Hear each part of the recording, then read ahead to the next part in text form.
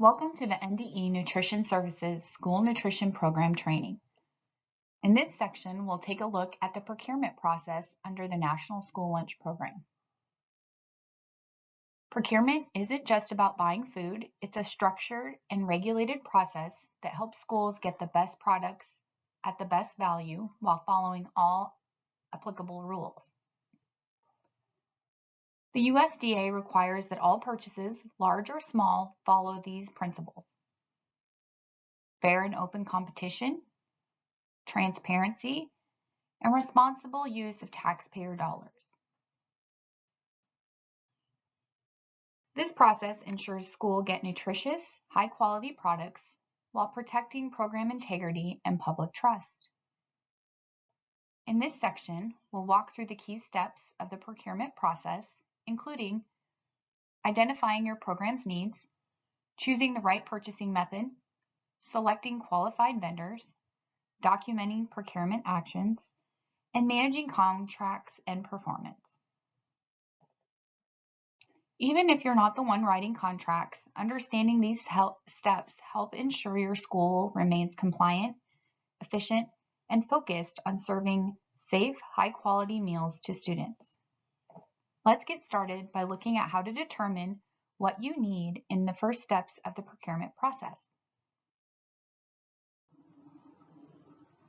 Let's start by clearing up an important distinction. Purchasing and procurement are not the same thing. Purchasing is the act of buying something, getting goods and services in exchange for money, while procurement, on the other hand, is a systematic, multi-step process. It includes everything from identifying what the program needs, to selecting a vendor, to managing a contract, and making sure you're getting the best value for your program. Why does this matter? Because your school food service program receives federal and state funds, you're required to follow USDA procurement rules, and that means using free and open competition. This means every qualified vendor must have fair and equal opportunity to compete for your business. No favoritism, no hidden deals, just a transparent process that ensures accountability and wise use of taxpayer dollars. Following these rules isn't just about compliance. It protects your program and ensures you're providing students, again, with safe, high-quality meals at a good value. Next, we'll look at how to identify your needs in the first steps of a successful procurement process. The rules for school food procurement come from federal regulations. 2 CFR Part 200, Uniform Guidance on the Use of Federal Funds. These regulations outline 3 types of purchases: micro purchases, informal purchases, and formal purchases. We'll go over the difference between these methods over the next few slides, so you can choose the right approach depending on the cost of your purchase and the rules that apply. Every sponsor is required to have a written purchase and procurement plan that describes how you will follow these rules. This plan ensures your purchases are compliant, transparent, and well documented. We'll walk through how to create and use the procurement plan on the next slides, and then we'll take a look at the 3 purchase types in more detail. In your handout packet, you'll find templates for both a procurement plan and a code of conduct, sometimes called Code of Ethics.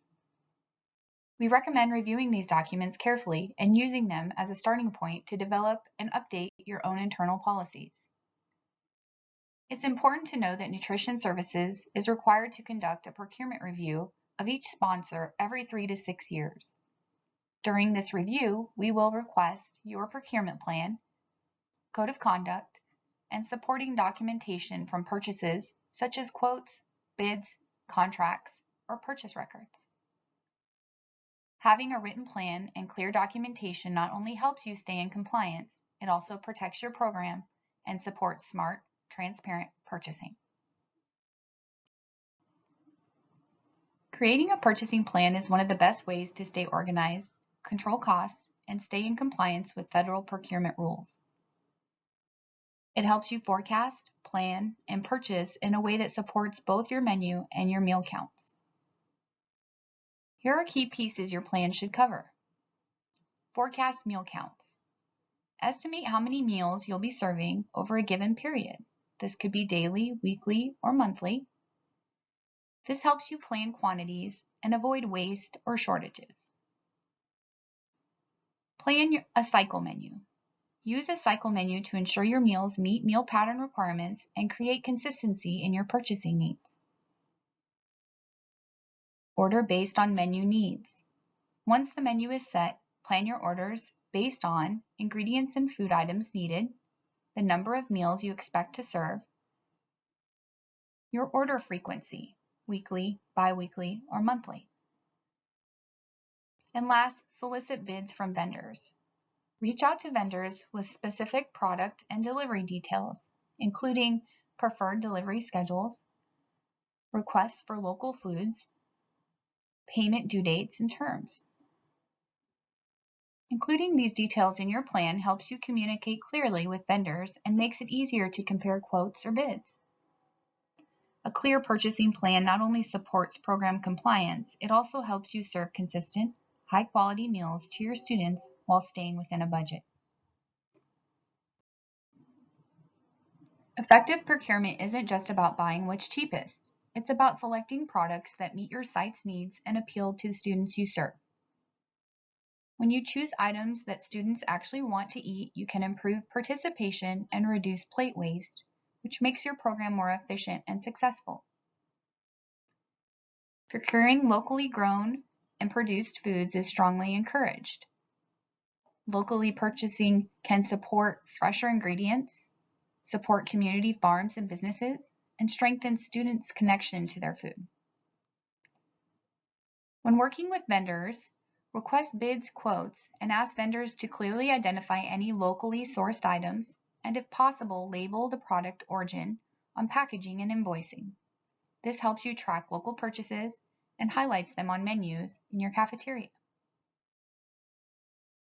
While local sourcing is encouraged, you must still maintain free and open competition. That means no favoritism, no limiting competition to only local vendors, and all qualified vendors must have an equal opportunity to bid. By balancing your menu goals, student preferences, and compliance requirements, your program can offer nutritious, appealing meals while also supporting your local economy and maintaining procurement integrity. Let's take a closer look at the 3 types of purchases defined by federal procurement regulations based on the dollar amount of the purchase. The first is micro purchases. These are purchases under $10,000. No formal bidding is required. The price must be reasonable.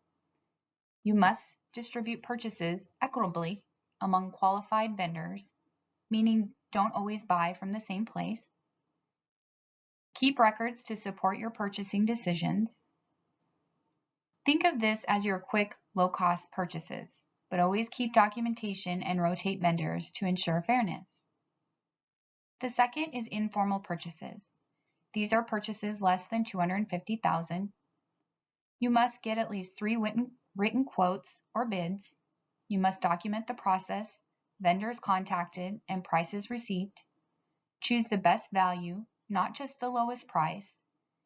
This is your typical day-to-day food purchasing for most schools.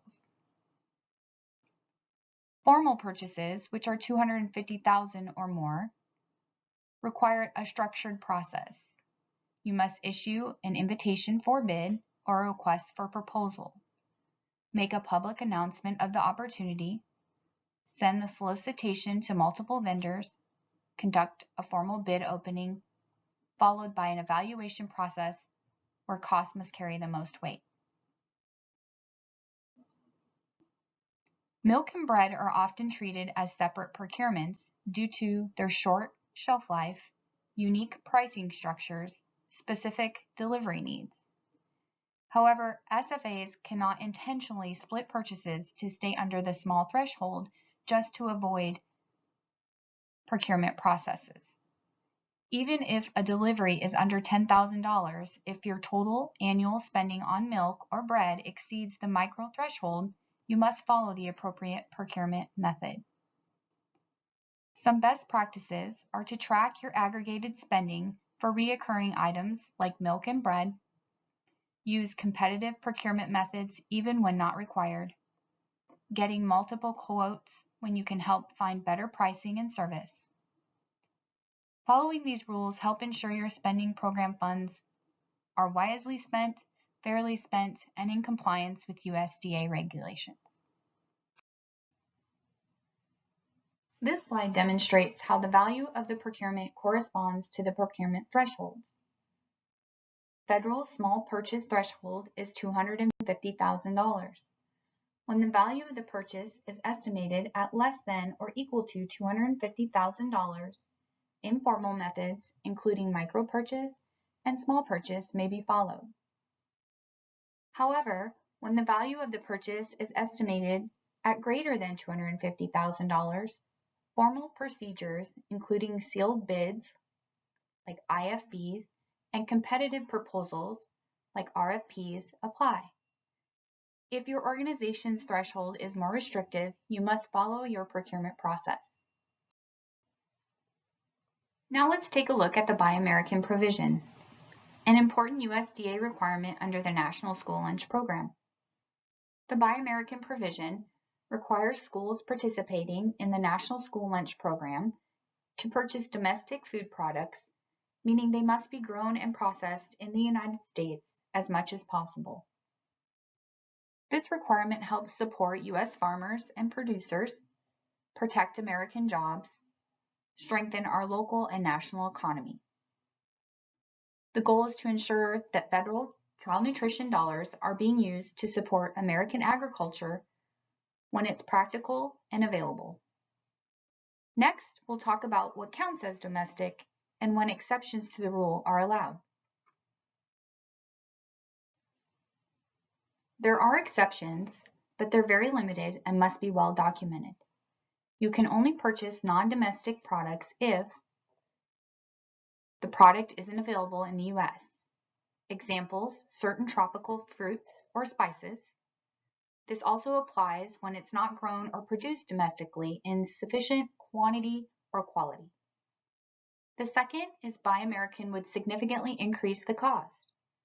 This must be measurable and justifiable, not just a small price difference. It's important to remind you that documentation is required. If you claim an exception, you must document why the domestic product isn't available or affordable. Keep that documentation on file for procurement reviews or audits, and justify the purchase in a clear, consistent way. A helpful tool is the USDA Buy American decision tree, which is shown on the screen. This is also in your handouts. Use the USDA Buy American decision tree to help guide your decisions and stay compliant. It walks you through a step-by-step process for determining whether an exception is allowed.